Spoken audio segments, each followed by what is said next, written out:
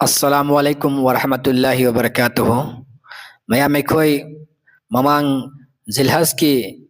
thaga mari lenana amasung hasga mari lenana akhoi qurban eid ki akhoi idul adha ki matangda Ismail natraga Ishaq la Allah tabarak taala gi yathangdagi Nabi Ibrahim na qurbani tawkiba masadu habi matang khoi nei nazakre madu gi makha tarakpada ngasi aikoina nainagadoriba matang asina Moria haina Bible da pallibado karam mafamdano karam mafamno masi Arab tra natraga Hebron nom da Palestine dra haibadu matang da muka aikoi nainazage ado hariba ngasi gi topic asi nainazadringai mamangda haukiba mamangda koi nainakiba Ismail natraga Ishaq la haibagi matang adugi wafamsing ado ay amuk hanna miyamda recap tawjage ningsingjage remind tawjage akhoi mamangda pankre madudi Ismail gamsung Ishaq ka machimnaw ani asi Ibrahim gi nupi ani Hagar amasung Sarah na pokpani Hagar na magi nupi ani subne Sarah na magi nupi ahanni Hagar gi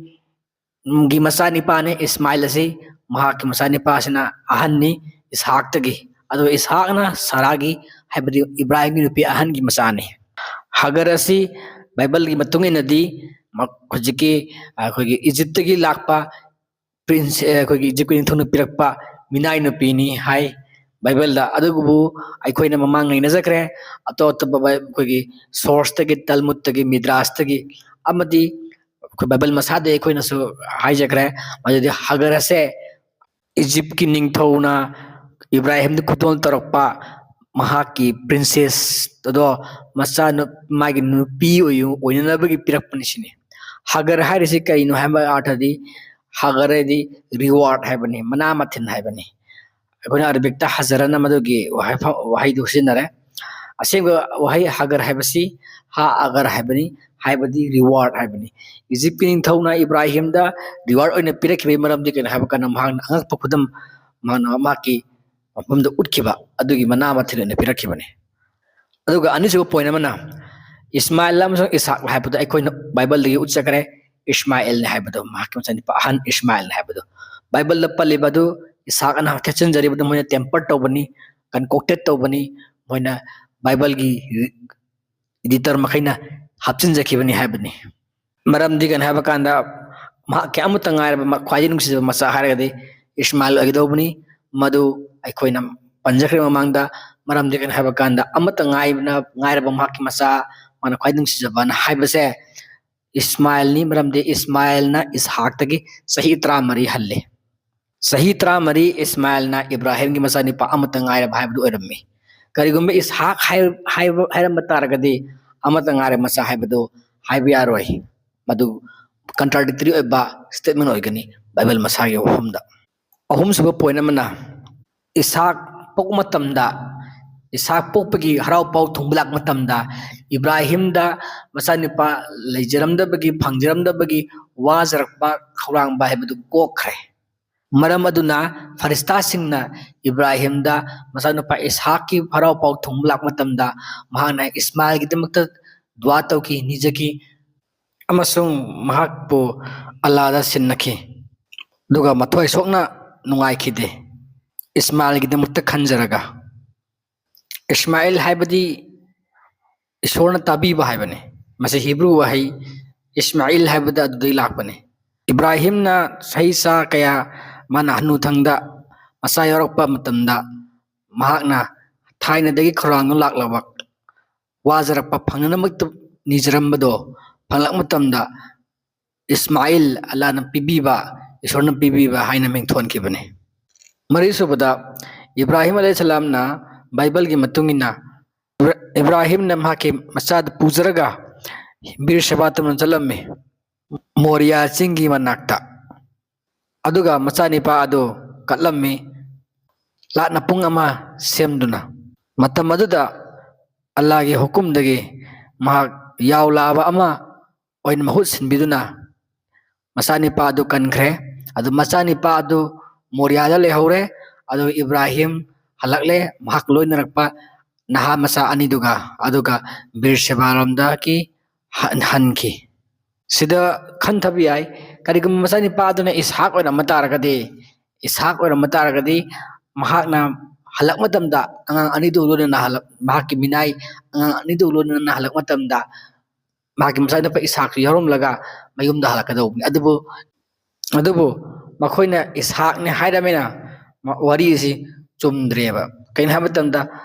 Ismail orgadi wadi si chumganeba Ismail orgadi masani pa du qurbani chawham mafam Moriya du adudum lehawgudobni manandi mamaim chani hari mafam aduda lehawrab adu khundaraga leirabne paran gi chingdon daneba qurbani to du chaliba paran na jose koina Makka haina khangnari basneba aduga Moriya sina Marwa duneba Marwa chingduneba sini aina mamang da thamgiba mafam sing adugi ningsingjeba hallaga aduga hojik laklasi ngasi gi topic Moriya si akoina hasta satnariba Marwa singadura haibase Safa amasung Marwa singdum ani aduni sini akoina hojik video dagi ngasi khamina gadorsi adu hai wafam asi Bible dagi ngakta putokani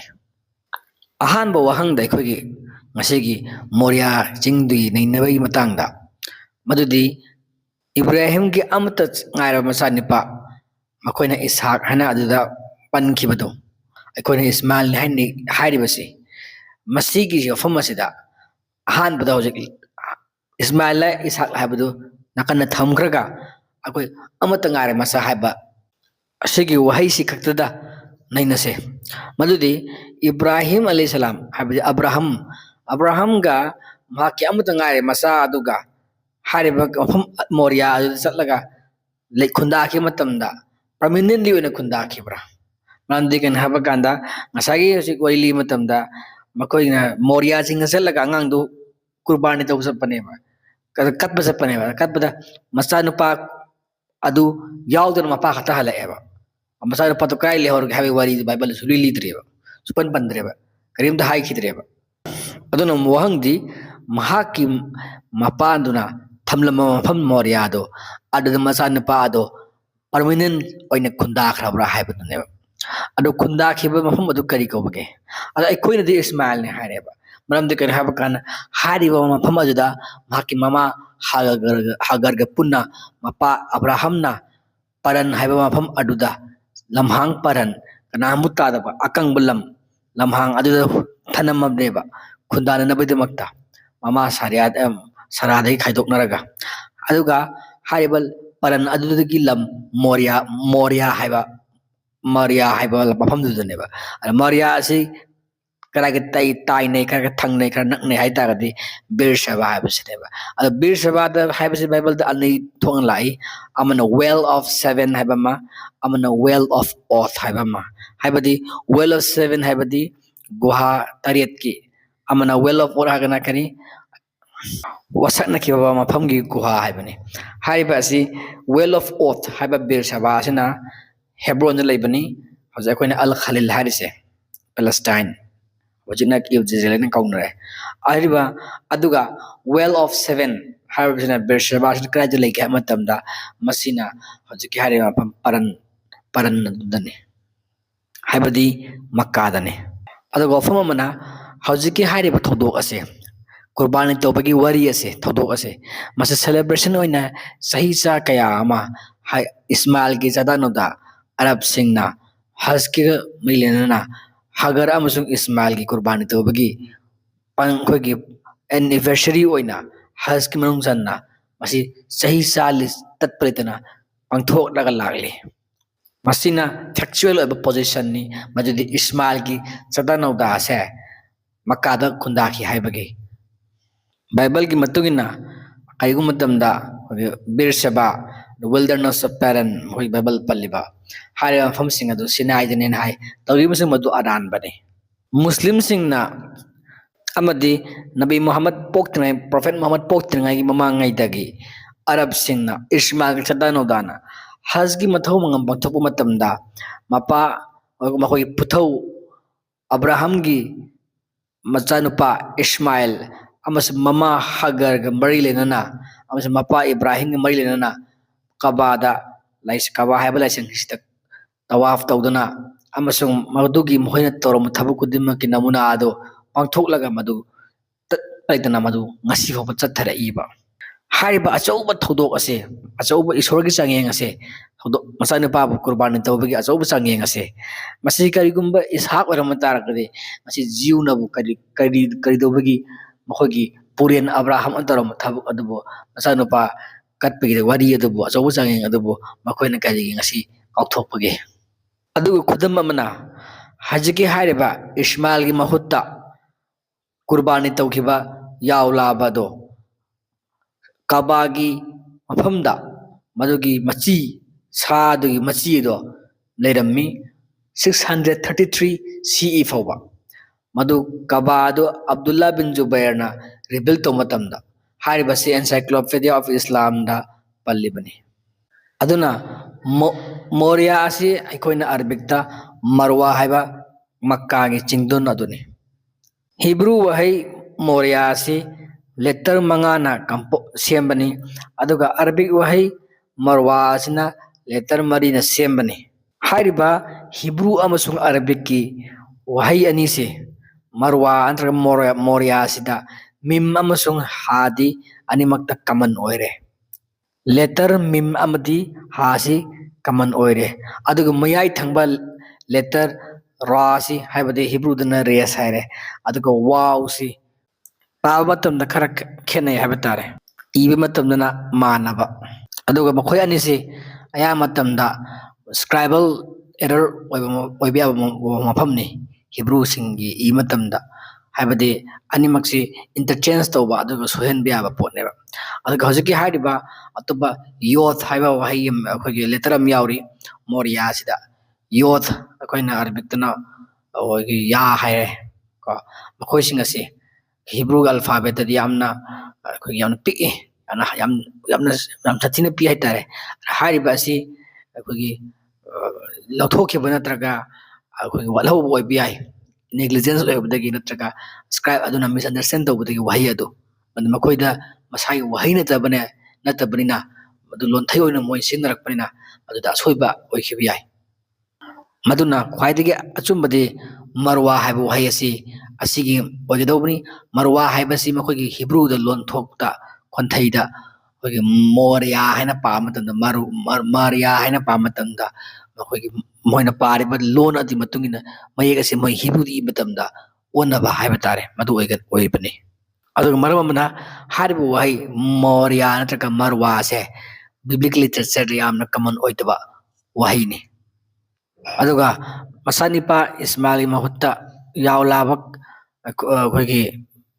कुर्बानी तौखिबगी मची Laramie हाइबदो encyclopedia इस्लाम गी रेकॉर्डटा मदु विंसेक अमसुंग जोमेरना असुमिना मुका हाइरी अखोइगी all the pagan trapping which had added to the Kaaba were now thrust aside. The two horns of Abraham's ram did not crumble to dust until the rebuilding of Kaaba by Abdullah bin Zubair. Sini bundok libasi winsek amasung zomer matungina. Aduga wafam amana Quran amasung hadith literatures ki matungina Mizan Maqam Ibrahim Zamzam guha iput adagi कबर सिंह Hagar अमसुंग Ismail की कबर सिंह हातिम दु लेरिबा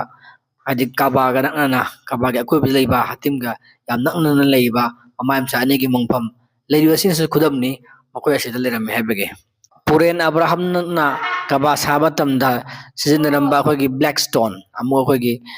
हजरे असो हायना खंगने अरबिकता हाइबा नुंग असिसु असigi matangda encyclopedia of religion dasuna palli the black stone is of unknown pre-islamic origin possibly meteoric haibade meteorites oigani haina makoina motpi